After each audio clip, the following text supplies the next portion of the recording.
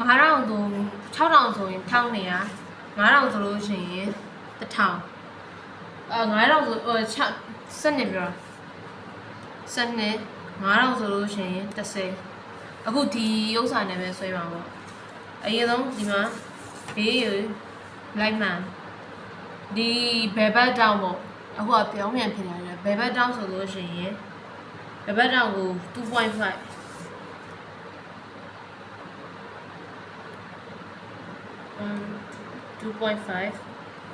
2.5 နောက်ပြီးလို့ရှိရင်အပေါ်ကို1.5ဒီမှာပတ်တည်1.5နောက်မိန်လေးနဲ့အပေါ်ကိုတောင်းလျှောက်ဆွဲလိုက်ပါအဲ့ဒါအပေါ်မှာမှတ်ကြအောင်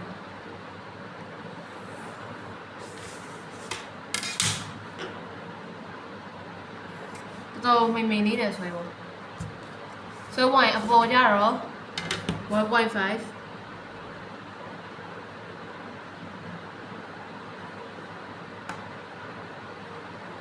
နောက်ဒီဘက်ပေးတယ်1.5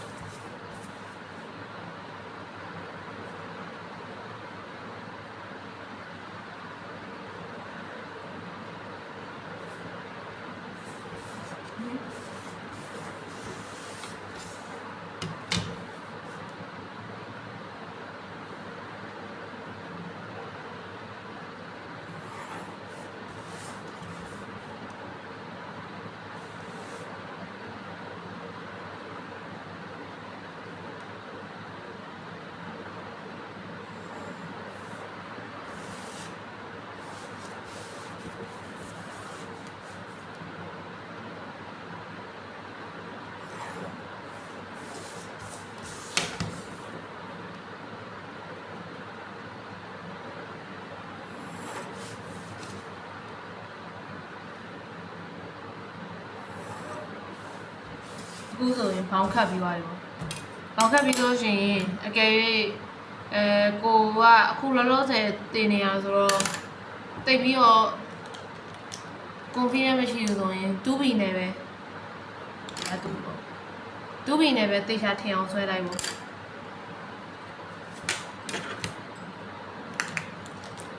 ဘာမဟုတ်လဲဘောမှန်နဲ့ဆွဲလို့ရဘောမှန်ကတော့မှင်းနေပေါ့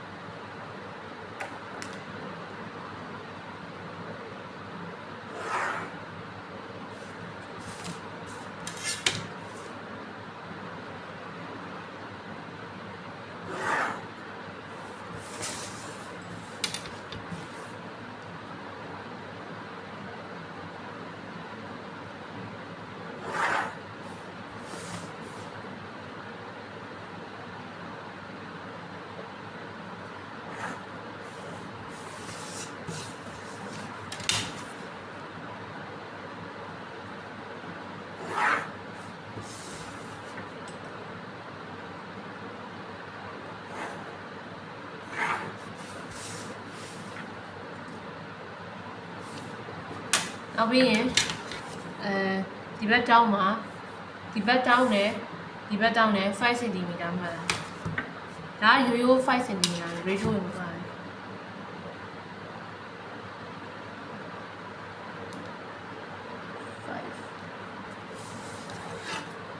5တော့မယ်5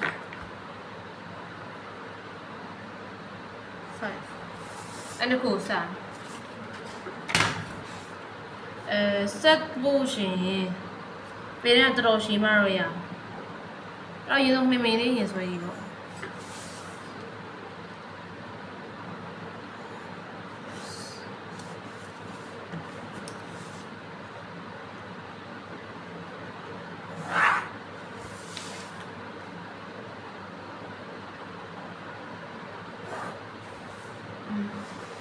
နောက်ပြီးဒီတေးလေးတွေထဲမှာ0.5 ဆိုပြီးမှတောင်းဆောင်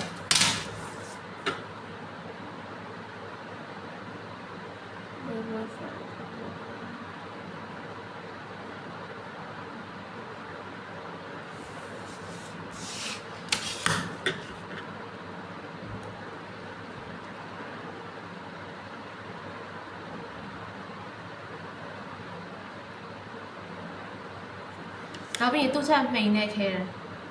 အကယ်၍ကိုကဟိုခဲတာအတိအကျနာမည်နဲ့မရှိလို့ဖြစ်သူ့ချက်မှိန်နဲ့ခဲအခုဒီကဆို HP သုံးတာ HP နဲ့မှိန်လေးဆွဲမယ်ဒီဥစ္စာဆွဲအဓိကအကြောင်းရင်းကတော့ဟိုဟာဖြစ်လို့စာရေးလို့ရှင်မညီမှာဆိုအဓိကဆွဲလဲရတယ်မဆွဲလဲရတယ်ဒါပေမဲ့ဆွဲတာတော့ကောင်းလို့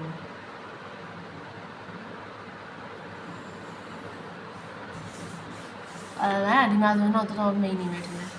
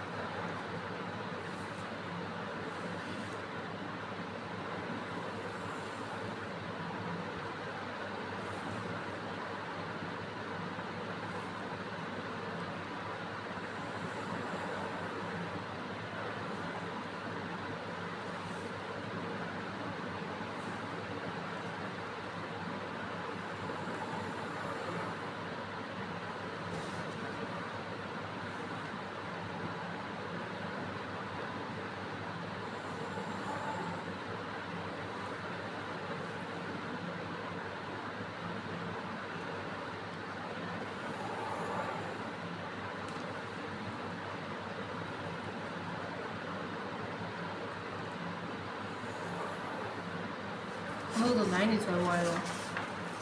9ဆွဲသွားရင်ကြံသေးပါတယ်ဘက်ကို5 cm ယူမယ်နောက်ပြီးရင်ဒီမှာ10 cm နောက်ပြီးဒီမှာနောက်ထပ်5 cm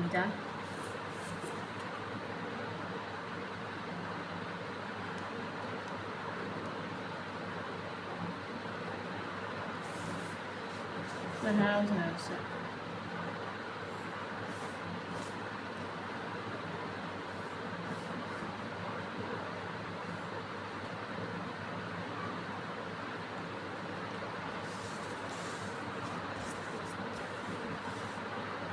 Yellow shade, my buy him as a cool name, and he and me name.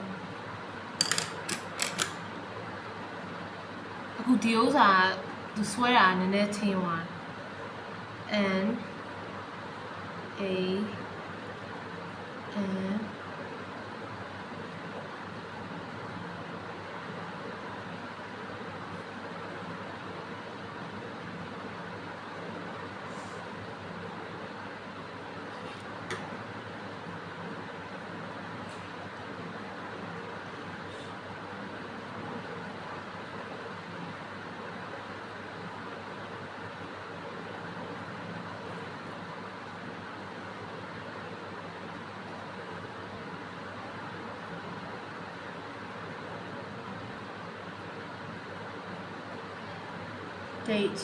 Date got near my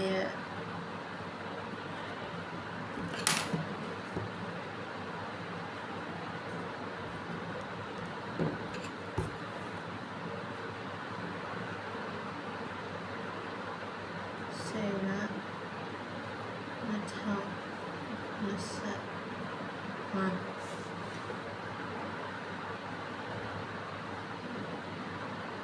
Sayoga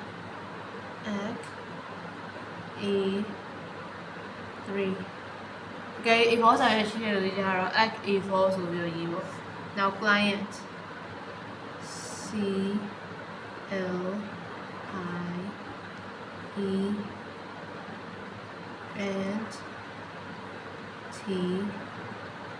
client ဟာအခုနာမည်ကဒီတိုင်းပဲပေးလိုက်မှာပေါ့ so ဆိုပြီးတော့ S A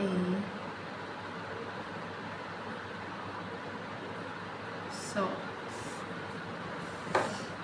နောက်ဒီဥစ္စာကျတော့ title ရေးရမှာ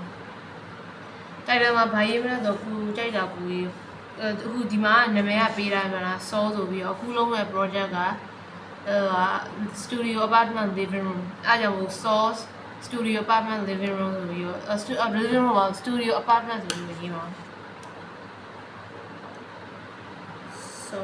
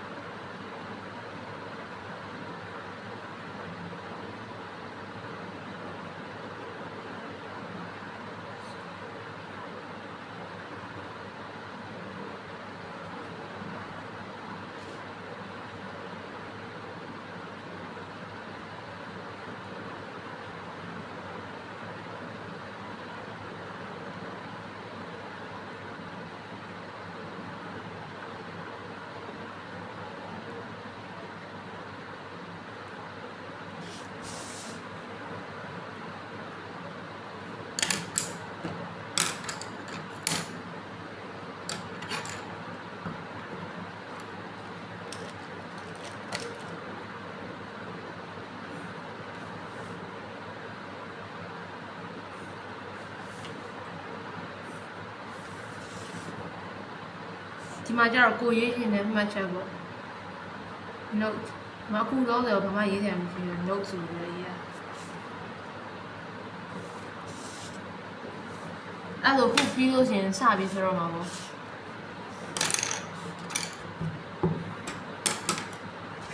အရင်ဆုံးစဆွဲမယ်ဆိုလို့ရှိရင်ဘယ်နေရာကိုမျက်နှာမူးလဲဆိုတော့ဆွဲမယ်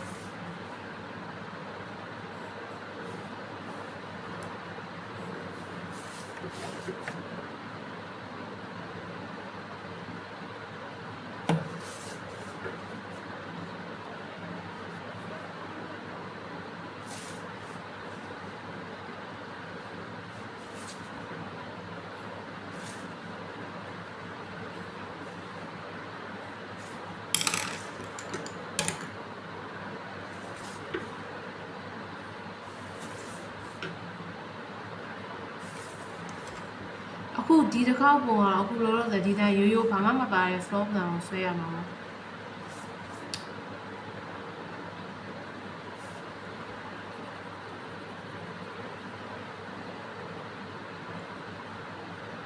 note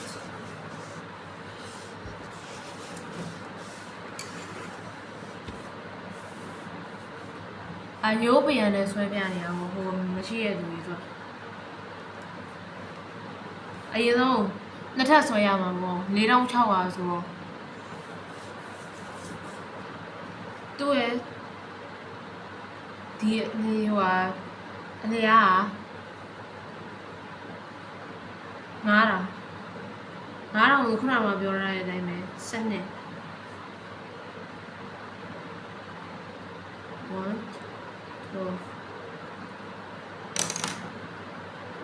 2 HP နဲ့အရင်ဆွဲနောက်ပြီးခုနကအကျန်းမိုးလို့သာဒီတိုင်းတုံချောင်းနေနဲ့ဆွဲရပါဘောအချောဆိုလို့ရှိရင် okay อ่ะ200 mm 200 mm ဒါမှမဟုတ်150အရန်ပါတဲ့ဥစ္စာကြတော့100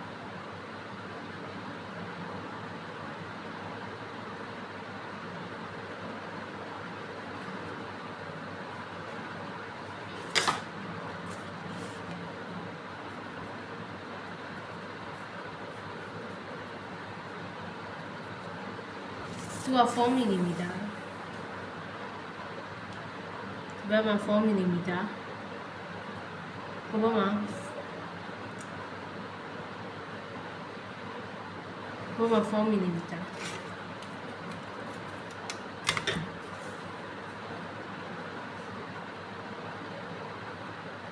ောက်ပြီးရင်အခုမိန်လေးပဲခဲအမိန်နဲ့ပပလေးဆွဲလိုက်တယ်အော်ဒီဥစ္စာ10 mm ယူပါ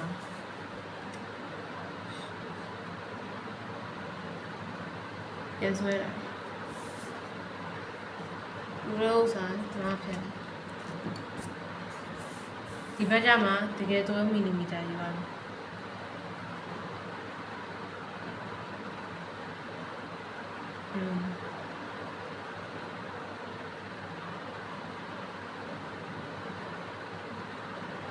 အဲ့မှာဟိုဘက်ကို4 mm ဒီဘက်ကို4 mm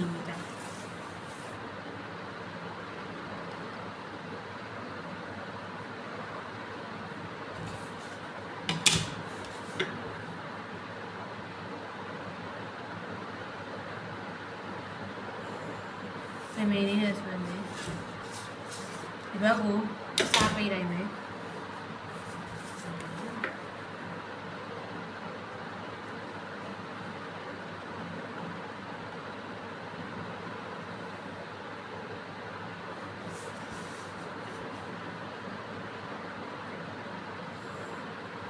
တကယ်တိကျရင်တော့ဒီဘက်မှာ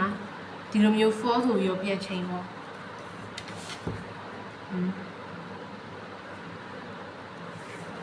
ချိန်ပြီးတော့မှုံလေးပဲဆိုတော့အထင်းနဲ့မဆွဲတော့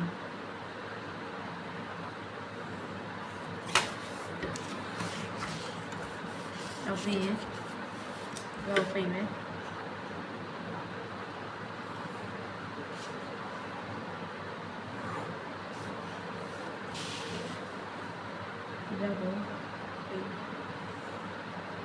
ဒီဘက်ကိုပြင်မယ်ခုနကတော့ဘယ်ကွန်ဒီက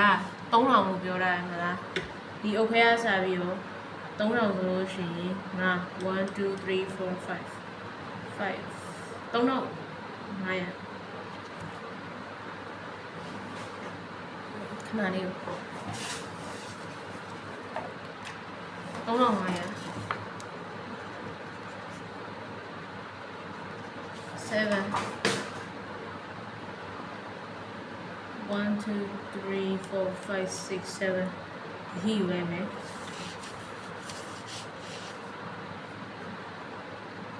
အပြီးရင်400ထပ်လုပ်မယ်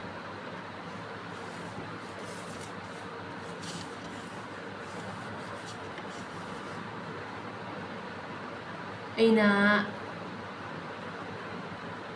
အိမ်နာဟို2500ထားမယ်2000ထားမယ်1 2 3 4အဝေးဒီထဲကနေပြီးတော့400ထည့်ဒီထဲကျတော့400မယူလဲရတယ်100ယူလဲရတယ်ဘာလို့လဲဆိုတော့ तू ကအတွင်းပိုင်းရုပ်ဒီဇိုင်းဖြစ်သွားရင်မဟုတ်တဲ့တော့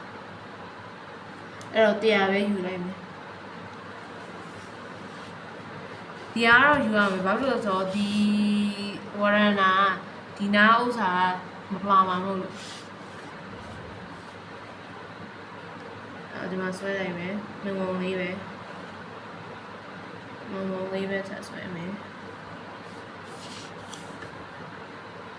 နောက်ဒီမှာငုံလေးဆွဲမယ်ဆက်ဆွဲမယ်ဒီအောင်ဒီထိဆဲအောင်ဆွဲ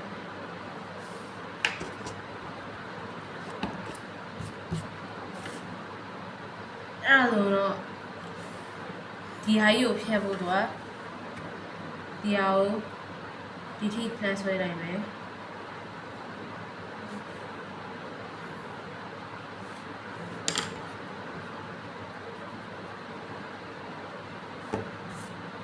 သူကအခန်းတော်ကျင်းတယ်ဒါပေမဲ့နှစ်ထပ်ပါတော့ဒီကဒီဘက်ချမ်းမှာတသေးလေးလုပ်ပြီးမယ်ဒီဘက်ချမ်းမှာကြတော့ဒီ support မရှိတော့support မရှိဘဲနဲ့ဒီဥစ္စာနားကပဲဒီဘက်နားကပဲ support ရှိတယ်အဲ့ကြောင့်ဒီဥစ္စာကိုကြတော့100နဲ့ဒီဘက်က100နဲ့မဟုတ်ဘဲနဲ့200နဲ့ဆွဲရမယ်200နဲ့ဆွဲရတဲ့အတွက်4 mm ဖြစ်မယ်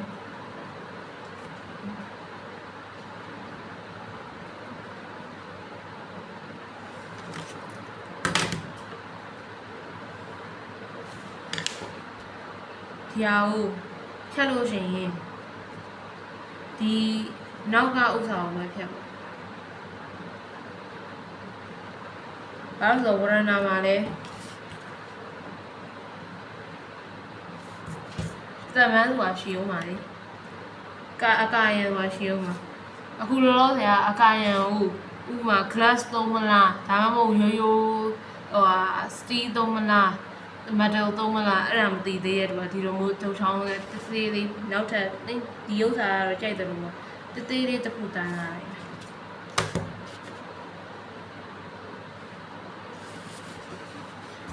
အခုလောဆယ်ရော stretcher အကျန်းတော့ရပါရဲ့ပေါ့နောက်တကားပေါက်တွေထည့်မယ်တကားပေါက်ကဒီဘက်ကိုတကားပေါက်ပေးတဲ့မှာနေရာရအောင်လို့900ထားမယ်နောက်ပြီးရင်တကားပေါက်ကပုံမှန်မနေတော့ပြော900ရှိရလို့ပြောရမလားအဲ့တော့ဒီဥစ္စာ 1.8 session ယူရ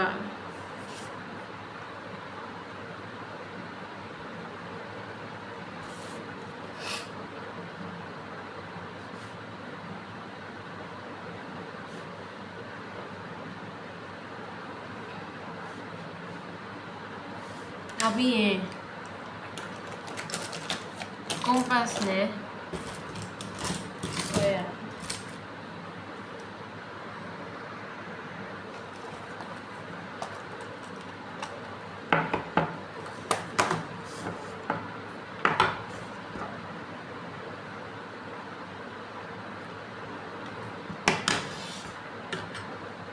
အရင်ဆုံးလက်ထပ်ဆွဲတယ်နောက်တစ်ခါဒီလိုမျိုးနေရာနားမှာရှိမယ်ဒီအောက်နားမှာမရှိဘူး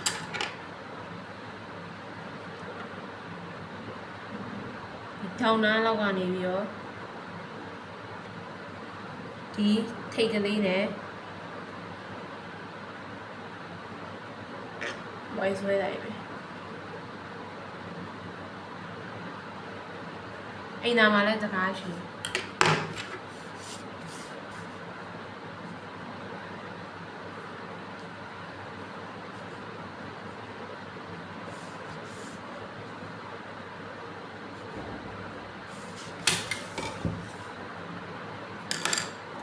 အခုအချောဆွဲတော့ပါ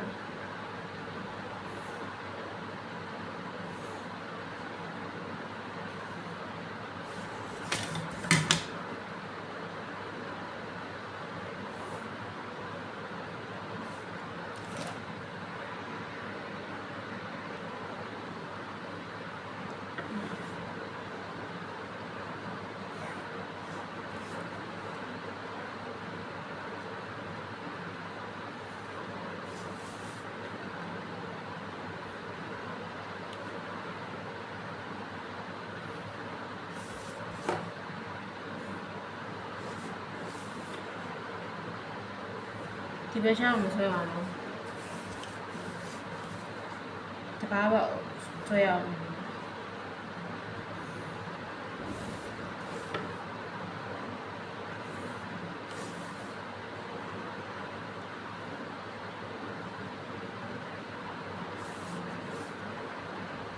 ဒီဘက်ချောင်းတကားပေါက်ကိုတော့ French door ပဲလုပ်မှာပေါ့ French door မဟုတ် sliding door ပဲလုပ်မယ်ဖွင့်ရတယ်နော်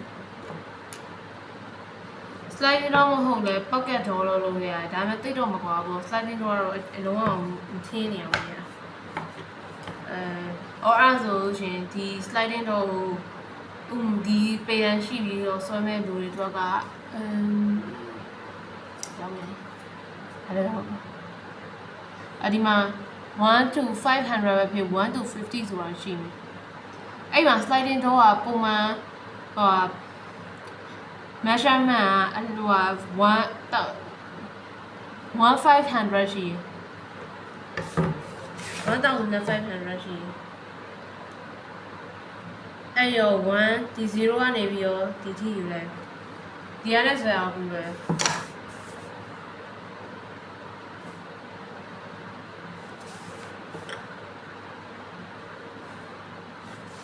နောက်ပြီးမနေတော့တင်ထားရဲ့ symbol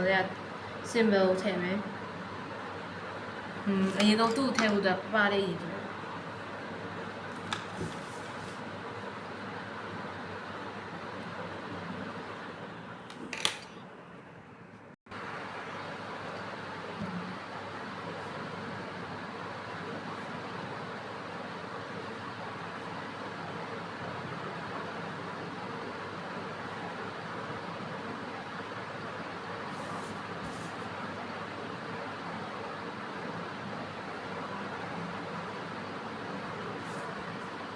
ပြီများလေးထည့်ဒီဘက်ဖွင့်လိုက်ဒါမှနောက်ပြီးနောက်ထပ်တကားပေါက်ထပ်ထည့်မယ်အရင်ဆုံးဒီမှာဖြုတ်နေတဲ့ဥစ္စာလေးနည်းနည်းဖြတ်လိုက်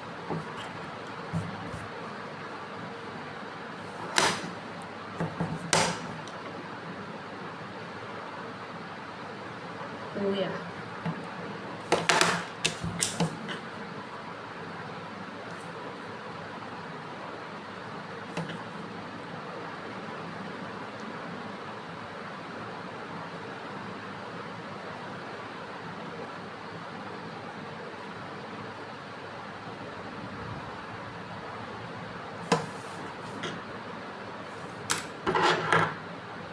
ထောက်ချုံနိုင်ဆွဲမယ်နားမှာတိုင်းမယ်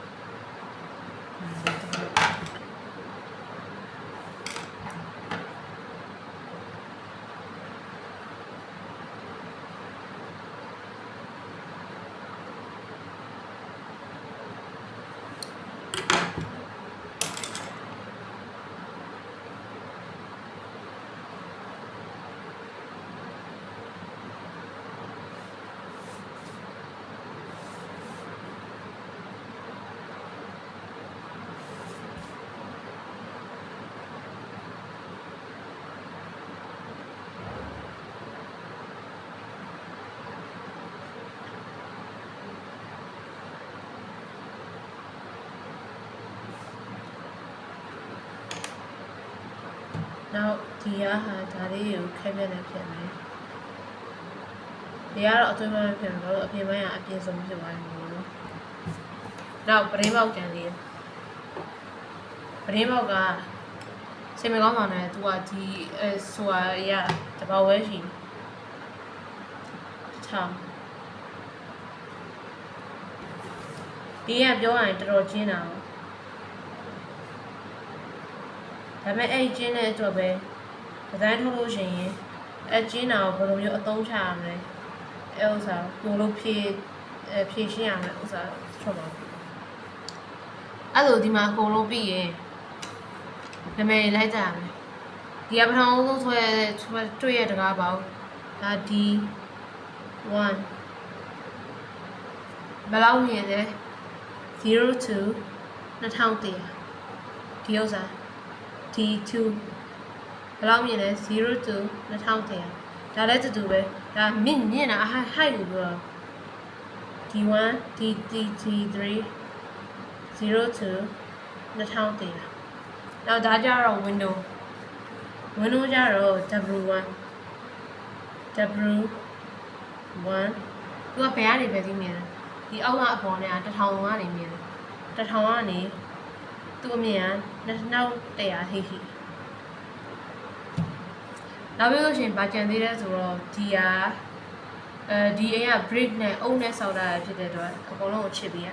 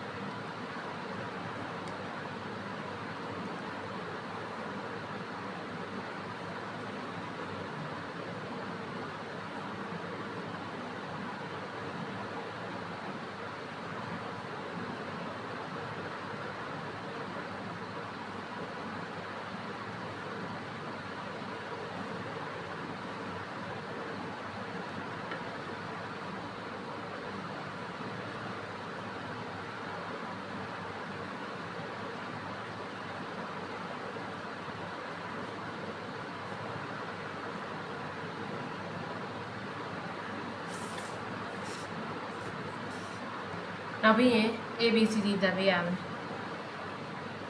A B C T အကယ်၍အခန်းကဒီလိုမျိုးထောင်းတစ်ခုဖြစ်နေလို့ရှိရင်ဒီမှာ E ဆိုပြီးအဲ့လိုမျိုးထည့်ရမယ်နောက် floor to high ceiling ရေးရမယ် floor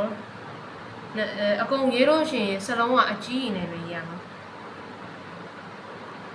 floor to ceiling ceiling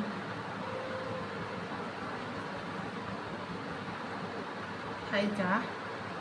ဘာပြောရလဲ4600 mm အဲ့ဆိုရင်တော့အခုလောလောဆယ် floor plan ပြီးဟိုဘာမှမရှိပြောင်းကြီးကိုဆွဲနေတော့တည်သွားပြီပေါ့ဒီနေ့တော့ဒီလောက်ပဲတင်ပါမယ်အိမ်သားကလည်းဒီ floor plan ကိုဆွဲရမှာပေါ့အရင်ဆုံး measurement တွေရေးပေးလိုက်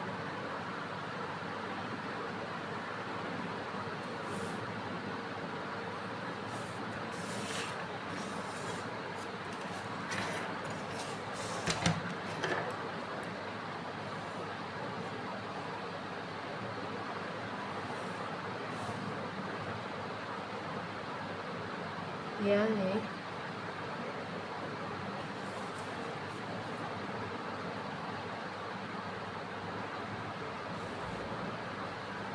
ချီ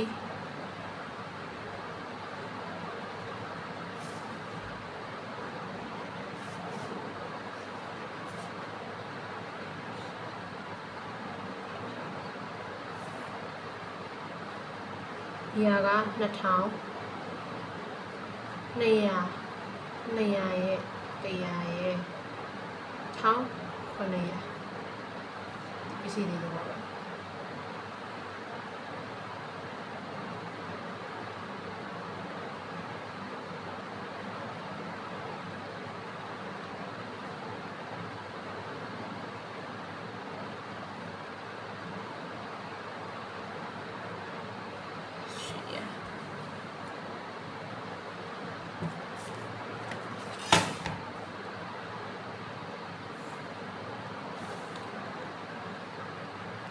တရားနေဒီထိက90001900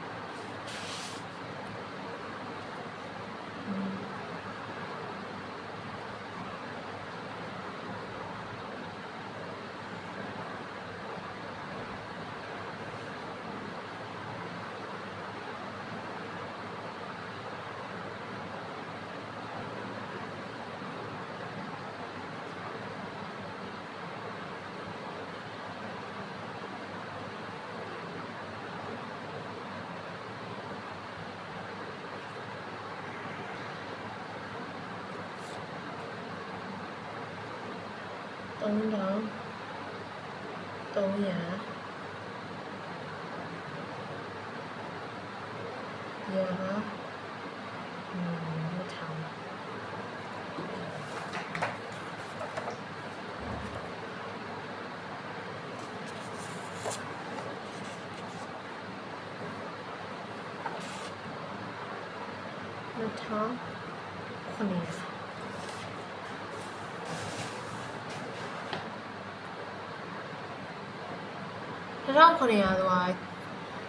ဒီလိုမျိုးပုံစံမှာကြည့်လို့ချင်းပေမဲ့တကယ်ပြန်လာတော့ချင်းတော့မကျင်းဘူးဒီမှာအဓိကဟိုပြောရတာဘယ်ကိုနေရအရန်ကိုနေရယူရအဲ့တခုဒီဥစ္စာချစ်စုပေါင်းတာ6000နောက်ပြီးလို့ရှိရင်ဒီပုံပုံလေးလုံထားတာကိုခဲပြပုံပုံလေးနဲ့ဖြတ်လိုက်ဘောပန်ရှိရလို့ဆိုရှင်ပို့အဆင်ပြေအောင်ဘောပန်နဲ့တခါလေးဖြတ်လိုက်ရအတင်း2000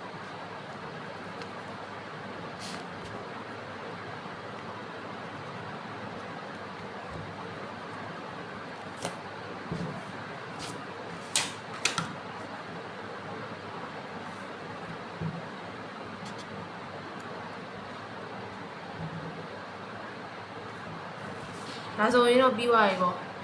အခုလောဆယ်ကဒီဥစ္စာက floor plan ဒါက ground floor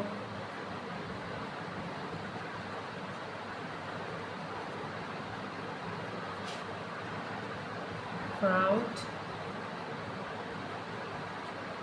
floor ဒီဥစ္စာရအောင်လိုက်ကူးမယ်နောက်ချက်ကွာတာဖို့အသေးလုံးမှရတော့